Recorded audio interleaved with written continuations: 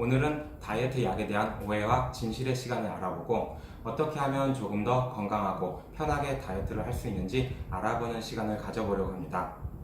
다이어트는 제1의 성형이라고 할 만큼 많은 외모의 변화를 가져옵니다. 특히 요새처럼 남녀노소를 구분하지 않고 외모에 대한 관심이 높아져 있는 시기에는 다들 다이어트 생각은 하고 있으실 텐데요. 굳이 외모 때문이 아니더라도 건강 때문에 다이어트는 한 번쯤 생각을 해보셨을 거예요. 근데 막상 다이어트를 해서 성공하는 사람은 많지 않아요.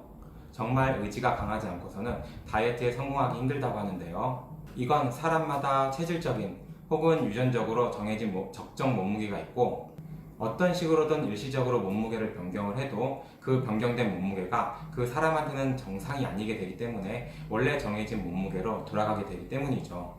사실 그렇게 본다면 다이어트에 실패한 사람이 의지가 약한 게 아니라 다이어트에 성공한 사람이 의지가 강한 것이라고 볼 수가 있어요. 왜냐하면 유전적으로 각인된 혹은 체질적으로 저장된 그런 시스템을 이겨낸 것이니까요. 물론 체중에는 체질이나 유전과만 관련이 돼 있다는 이야기는 아니에요. 여러 가지 다른 많은 변수가 있어요. 어쨌든 제가 말씀드리고 싶은 건 다이어트는 굉장히 어려운 일이라는 것이에요. 그래서 모든 다이어터들은 조금 더 쉽고 편하게 다이어트를 할 수 있는 방법을 찾고 있는데요. 편하게 운동할 수 있다는 기구, 그리고 거기서 더 나아가서 저절로 근육을 움직이게 한다는 운동기구, 먹기만 해도 살이 빠진다는 보조식품들, 이것만 먹어도 충분하다는 한 끼 대용 식사들, 그리고 병원에서 하는 다이어트 약이나 시술, 그리고 수술들까지. 웬만한 다이어터 분들은 제가 나열한 방법들 중 병원에서 하는 방법을 빼놓고는 다 해보셨을 거예요. 그리고 마지막에 병원에서 도움을 받죠. 사실 약이나 수술을 빼놓고는 쉽게 뺄 수 있는 방법은 거의 없어요. 편하게 운동을 하면 당연히 에너지 소모가 많이 되진 않아요. 그냥 마음만 편안해져요. 오히려 어떤 분들은 운동을 했으니 이 정도는 괜찮겠지 하면서 운동 후 오히려 에너지 섭취를 더 하는 분들도 있더라고요. 그리고 먹기만 해도 살이 빠진다는 보조식품들은 대부분 몸에 수분기를 빼주는 효과나 혹은 식이섬유가 많아서 몸에 잔변을 빼주는 효과가 있는 제품들이 많아요. 이건 일시적으로 몸무게를 빼주는 거지 결국 시간이 지나면 다시 몸무게가 올라가게 돼요. 실질적으로 지방이 빠지는 건 아니거든요. 칼로리가 적은 한 끼 대용 식사들은 결국 양이 적거나 칼로리가 적은 만큼 몸에서 배고픔을 쉽게 느껴 다시 빠르게 음식을 찾게 만들어요. 거기다 그 음식만 먹을 순 없어요. 건강 퇴치를 널어 일단 맛이 없어서 너무 쉽게 질려요. 모든 방법이 다 실패하게 되면 마지막에 병원 문을 두드리게 되죠. 그럼 다이어트 약이 정말 쉽게 다이어트를 하게 도와줄까? 그리고 과연 몸에 얼마나 나쁠까? 처음 병원에 오시는 다이어터 분들은 이 두 가지 질문을 가지게 되실 거예요. 첫 번째 질문부터 대답을 해드리면, 다이어트 약의 힘을 빌리면 크게 힘들이지 않고도 보통 대부분 다이어트에 성공을 해요. 약마다 다르고 의지에 따라 다르지만 약 복용을 시작하면 처음 한 달 동안은 보통 일주일에 1kg 정도씩은 대부분 빠져요. 그것도 그렇게 힘들다는 생각 없이요.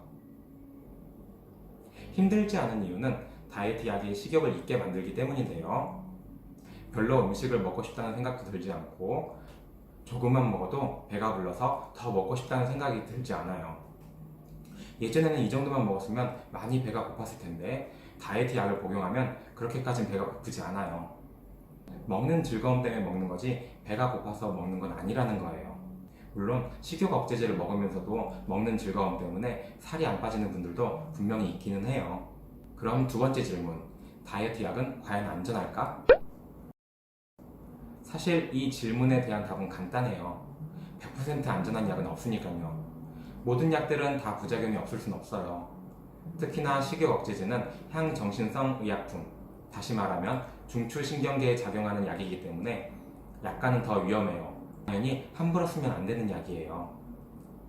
약의 위험성만 놓고 보았을 때는 당연히 약을 안 먹고 적당히 먹고 운동 열심히 해서 살을 빼는 게 제일 건강하게 빼는 거라는 거 모르는 분들은 없잖아요. 그런데 질문을 조금 바꾸게 되면 약간 복잡해져요. 비만인 사람이 다이어트 약을 써서 다이어트를 하는 것은 과연 건강에 도움이 될까? 이렇게요. 다이어트 약은 워낙 많은 종류가 있어서 약을 복용하는 사람들도 워낙 다양하거든요. 또한 비만을 놓고 봤을 때 비만도 단순히 외모에 대한 부분을 넘어서 건강에 좋지는 않아요. 고혈압, 당뇨 등 성인병을 유발하기도 하고 심장에 무리를 주기도 하고요. 여기서 고민을 하게 돼요.